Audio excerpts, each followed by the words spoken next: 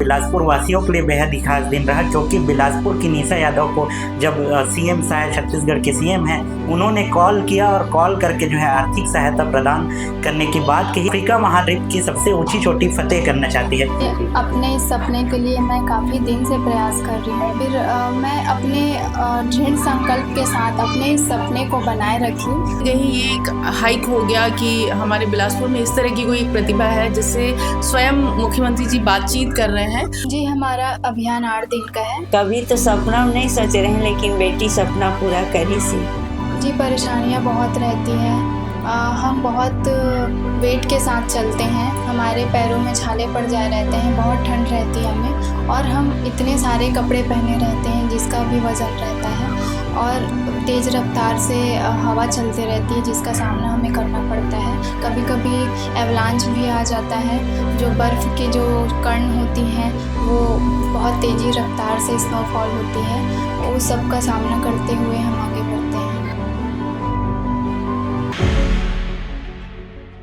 पूरे छत्तीसगढ़ वासियों के लिए कल का दिन बेहद ही खास दिन रहा। बिलासपुर वासियों के लिए बेहद ही खास दिन रहा, क्योंकि बिलासपुर की निशा यादव को जब सीएम साहब छत्तीसगढ़ के सीएम हैं उन्होंने कॉल किया और कॉल करके जो है आर्थिक सहायता प्रदान करने की बात कही। और आर्थिक सहायता प्रदान इसलिए किया जा रहा है क्योंकि बिलासपुर के चिंगराजपारा में रहने वाली निशा यादव, 23 वर्षीय निशा यादव, अफ्रीका महाद्वीप की सबसे ऊंची चोटी में फतेह करना चाहती है। इससे पहले भी निशा यादव यूरोप महाद्वीप की सबसे ऊंची चोटी में फतेह करके जो है भारत का झंडा लहरा कर आई थी। इसके बाद निशा यादव अफ्रीका महाद्वीप की सबसे ऊंची चोटी फतेह करना चाहती है। सीधे निशा यादव से बातचीत करते हैं।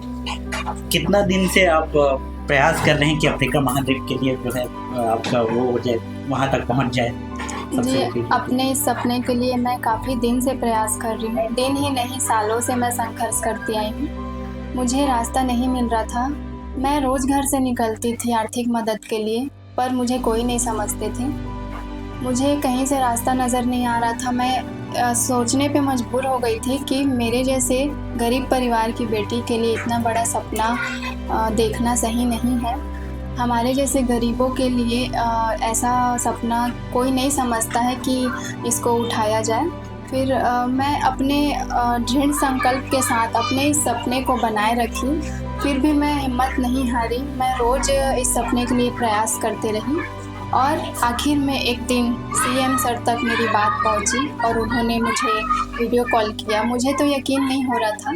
मैं सोचने लग गई थी कि मेरा इतना संघर्ष आज फल मुझे दे रहा है। सीएम सर मुझे खुद वीडियो कॉल किए हैं, उन्होंने सब बातें की मेरे से, सब सवाल जवाब किए। मैंने उनके सभी सवालों का जवाब दिया। वो मेरे आर्थिक स्थिति के बारे में जानना चाह रहे थे, मैंने उनको सब बताया, और उन्होंने मुझसे वादा किया कि तुम्हारे इस सपने को मैं पूरा करूँगा। अफ्रीका महाद्वीप तुम ज़रूर जाओगी और हमारे देश का तिरंगा लहराओगी। और उन्होंने मुझे आश्वासन दिया कि छत्तीसगढ़ सरकार तुम्हारी हमेशा मदद करेगी। सीएम साहब जी का कॉल है और आज वहाँ से पीआरओ ऑफिस से मैडम पहुँच चुकी हैं। मैडम से बातचीत करते हैं। मैडम, अभी आप आए हैं, निशा यादव जी के घर हैं। नमस्कार जी।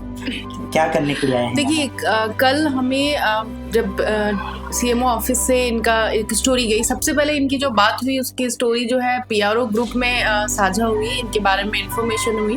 फिर हमारे पास पत्रकारों के फ़ोन आने लगे, हमारे अधिकारी श्री पटेल जी के पास, कि निशा यादव कहाँ रहती है, क्या उसका संपर्क सूत्र है, पत्रकारों के कॉल आ रहे हैं, नंबर अरेंज करिए, इस तरह की। फिर वो सारी स्टोरी हमें पता चली। निशा के बारे में पता तो था, पर ये जो माननीय मुख्यमंत्री महोदय की जो संवेदनशील पहल है, उसके बाद कहीं ना कहीं ये एक हाइक हो गया कि हमारे बिलासपुर में इस तरह की कोई प्रतिभा है जिससे स्वयं मुख्यमंत्री जी बातचीत कर रहे हैं।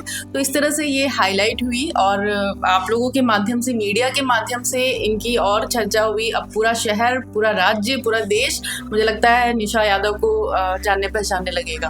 तो मैं यहाँ पर अब अपने जिले के पेज के लिए इनकी स्टोरी कवर करने के लिए आई। धन्यवाद आप सभी। तो देखिए, मैडम जो है स्टोरी कवर करने के लिए आई है, निशा यादव के बारे में जानने के लिए आई है। निशा यादव जी, ये पूछना चाहता हूँ, कितने दिन में आप अफ्रीका महाद्वीप की सबसे ऊंची चोटी फतेह करने वाली? जी, हमारा अभियान 8 दिन का है। वो मौसम के ऊपर है कि हम कितने दिन में करते हैं। हम जल्दी भी कर लेते हैं और कभी कभी हमें लेट भी हो जाता है, क्योंकि मौसम जब ख़राब होती है तो हम आगे नहीं बढ़ पाते, हमें इंतज़ार करना पड़ता है अच्छे मौसम होने का। अभियान के दौरान कैसी परेशानियां रहती हैं निशा जी, इसको थोड़ा साझा करें। जी, परेशानियाँ बहुत रहती हैं।